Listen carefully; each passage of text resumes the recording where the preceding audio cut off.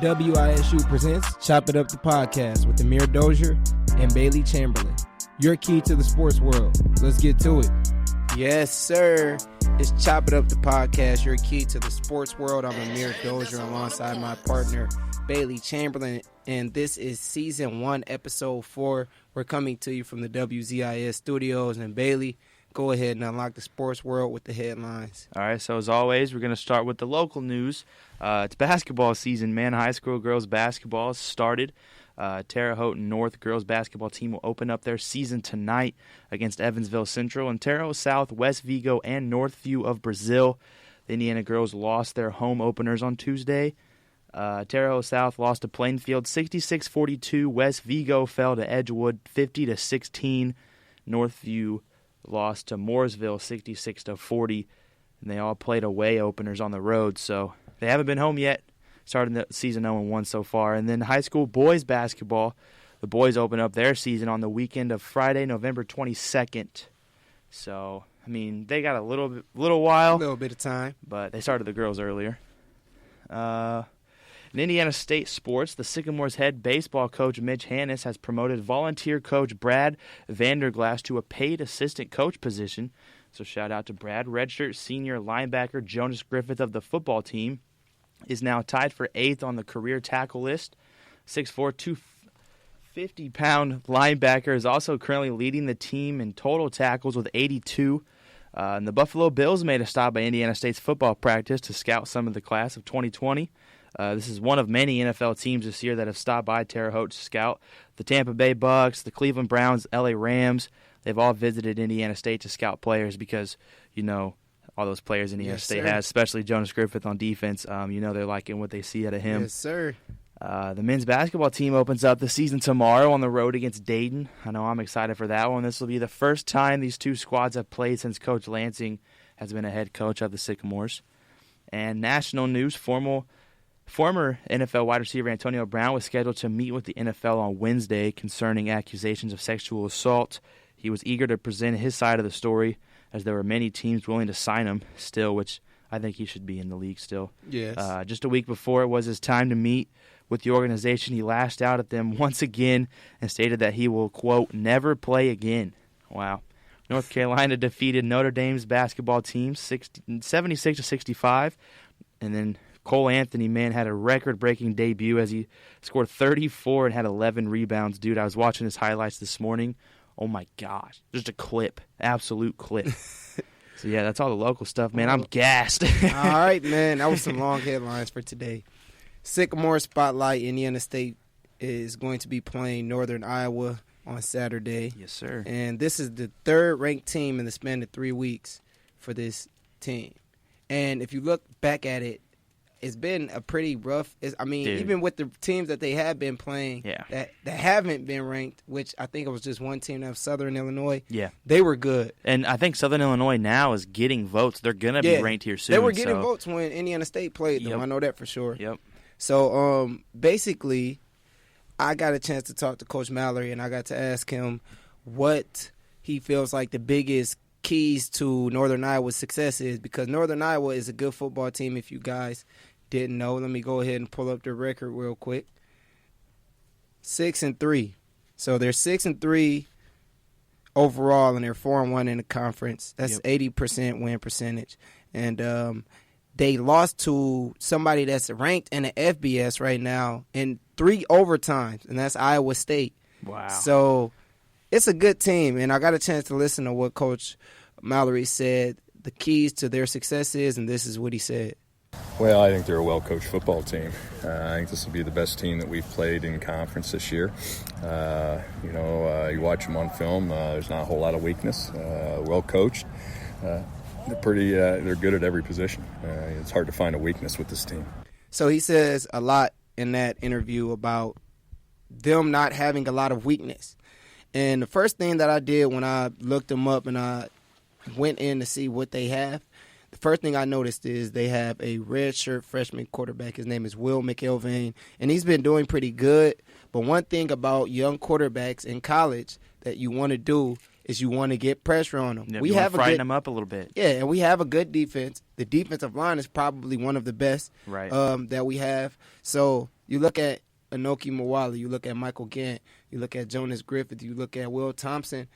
It's their time. Yep. This is their time because you get pressure on a quarterback like Will McElvain, he's going to start making bad decisions. They're going to have no choice. Especially if you can get to the quarterback early. Don't let him get through everything. Get the pressure there. That can cause a lot of problems for sure. And if you can get to it fast, because Will McElvain, he averages 216 passing yards a game, and he has 17 total touchdowns under his belt. So if you look at that, that means he's used to success. Yeah. So if you get in his head early and you start putting that pressure on him early, it's over with. So you got to send those blitzes, and you can't just send a regular blitz. You got to play with an offense, especially when a quarterback is that young and he's that good. You have to play with him. Make Jonas Griffith walk up like he's about to blitz and drop him back, and then send Will Thomas and then do stunts up front. You got to confuse the offensive line as well as the quarterback if you want to make some things shake, especially with a young quarterback like Will McElvain. And it's something that we've seen from Indiana State all year. They have the capabilities, but and you said you want to get to him early. You want to do it early in the game as well. I don't know if that's what you were meaning, but you want to get it early because once McElvain gets in a rhythm, I feel like it's going to be hard and to that's stop. Exactly what I meant. Right. So it's going to be a tough task, and Indiana State's on the road, and I don't think they have a road win all year. I don't think so. Not that I know of. So it's going to be a tough task. I'm excited to watch how it plays out for sure. And then as far as Indiana State volleyball, they're heading to Evansville tonight. Evansville overall record is 14-10, and they also beat Indiana State earlier in the season 4-1. I remember that. The main thing is they have to be consistent. They started that last match against last time they played Evansville. They started off the match leading. It was 14-7 in the first set at the beginning before they started letting them catch up. You got to keep that going. If you get that type of momentum going, you got to keep it going. They were at home when that happened. You're going to be in Evansville, so you can't let that mess up. Nikki White, Cassie Calva, they've got to get the points fast because defensively, Melina Tedrow had 44 digs last game against Evansville. So they have to – got to put them points up, and they got to get them up fast. What do you think the keys to volleyball is for Indiana State and Evansville? So they beat them the first time. They already know how to beat this team. Yeah. And they're going to be on the road. Like, you pretty much just nailed it. They have to start fast. We saw last game they played Illinois State, and it was back and forth, and then one team ended up crawling out at the end. So I don't think Indiana State wants to make this close. I think they want to go down there in Evansville and make a statement, get through it quickly, and just get a W. Of course. All right, that was Sycamore Spotlight. I want to talk a little bit about FBS football because it's getting good. And this is why I love this stuff. So this weekend, we just going to go ahead and talk about the big game first. Yep. Number 1 LSU versus number 2 Alabama, and this hasn't... Wait, actually, no, it's number 2 LSU, number 3 Alabama now, because yesterday they just picked the new rankings. Yeah. Yep, number 1 is now Ohio State. And you don't really see this often out of, like, LSU. I haven't seen them ranked this high in a long time. No, I saw them at 1, and I was hyped. And to keep them consistent, that's crazy. Yep. So LSU, they've already beaten 2 ranked opponents. They beat number 10 Florida. Well, they were number 10 at the time, 42-28. Number 12 Auburn, they were number 12 at the time. That's 23-20. Alabama hasn't played a ranked opponent all season. Now, This is the thing, though. People need to understand that the SEC beats up on each other all year long. If Alabama doesn't play anybody, it's okay because they're still playing the SEC. Yep, and they're going to be good games, and they're going to be tested. And like, this is the thing. Ohio State hasn't played anybody all year, and they should because the Big Ten is not that good to me. Yep, there's not a lot of competition like you just said, the SEC. And then you look at the SEC, and then it's a whole different type of football when you're playing with them. Yep. So I think just the biggest thing is, because this is the thing, it's going to be a run game, it's going to be a defensive game, and you know that. And one thing that I've noticed is Saban hasn't been as open to the media as the LSU coach Ed Orgeron has been. Yep. Do you think a lot of media attention can affect play? And if so, how? Because they are getting a lot of attention. They're in the spotlight right now. This is probably the biggest game going on this weekend. Do you think that Nick Saban is doing this on purpose, not, really being as open with the media as? I mean, it's nothing new that we've ever seen out of Nick Saban. This isn't Saban or Alabama's first primetime game, so it's not surprising that Nick Saban is the way he is. And also, I don't think it's decided yet if Tua is starting this game because Tua has been battling injuries. But on the other side, for LSU, I think it can definitely – this is going to be their ultimate test of the season to see if they deserve to be in this top 4 because they've been rolling. But once you get to late season, these primetime games, they're going to be on the road in Alabama. Joe Burrow, the redshirt senior quarterback, he's going to be tested by a really good Alabama defense. Oh, yeah. I don't see it affecting – Alabama's defense – they don't play that anyway. No, so they're gonna send pressure. Yep. They're gonna do stunts up front. They're gonna try to confuse the quarterback. They're gonna try to confuse the offensive line, and they're gonna try to be smart with their defense. And that's something that this defense that he's gonna face is probably gonna be the smartest defense and probably the biggest defense that he's faced all year. Yep. They're gonna see speed all year. They're gonna see that type of stuff all year. But the size that he's gonna see, you don't see that every Saturday. No. And the intelligence, the football IQ that he's about to see, you don't see that every weekend. So going back to, can a lot of media attention affect play? It can. I don't think it will for Bama, but I think it has potential for the Tigers a little bit. But, I mean, we'll see.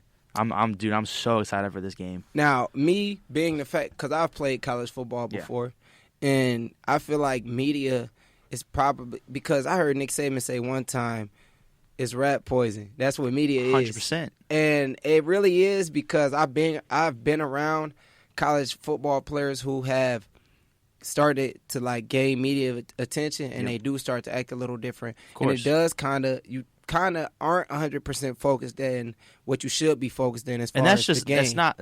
That's a human thing. Exactly. It's natural. I'm not saying that it's bad. Yep. That's what's going to happen. But I'm just saying it's definitely it can have an effect on them for sure. And what's going to matter is who are the players that can block it out, strictly focus on the game plan. And do it the best. Facts. Because you're going to deal with it as long as you're playing at the high level for football, you're going to deal with media until you're done. And they have leading up to this. So, dude, I'm just going to say it again. I'm hyped for this matchup. All right, we take a look at Penn State, Minnesota. Both teams averaged 38 points a game. Man. Minnesota defense, this is where they're different at. Minnesota defense allows 20 points per game, while Penn State defense allows an average of 9 points per game. But this is the thing, though. Minnesota only beat South Dakota State University, the same team that played Indiana State by a touchdown. Valley Football Conference, yep. So this is why I love college football, man, because you can't just look at one thing and say, okay, well, they beat this team and they lost to this team, so that's what you can't do that because it's just it's such a different type of game. Yeah, it's a week-by-week thing. And that they beat South Dakota State by a touchdown. That was week 1. So that was a long time ago if you really think about it, over 2 months. But I see here it says, who needs this more? Yes, sir. I was just about to ask you that. They're both 8-0. Yep. Who needs to win more? Minnesota, Penn State? I believe Penn State needs it more just because they finally got into that top 4. They're sitting at 4 right now. They need this win to keep their playoff hopes alive, first off.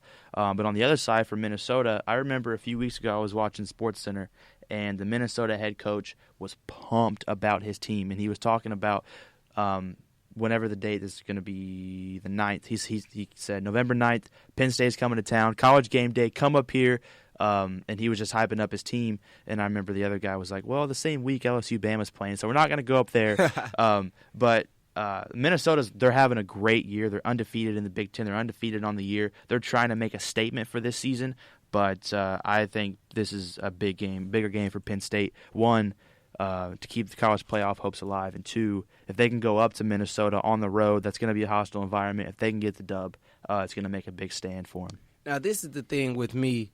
And you didn't mention this. I feel like another reason it would be a big game for Penn State is because Penn State has been through so much. They started off as such a mainstream, such a big program, and they fell off for a minute, and they're just now kind of building themselves and having a good season this year could just build on. You remember who was there? Saquon Barkley. Yeah,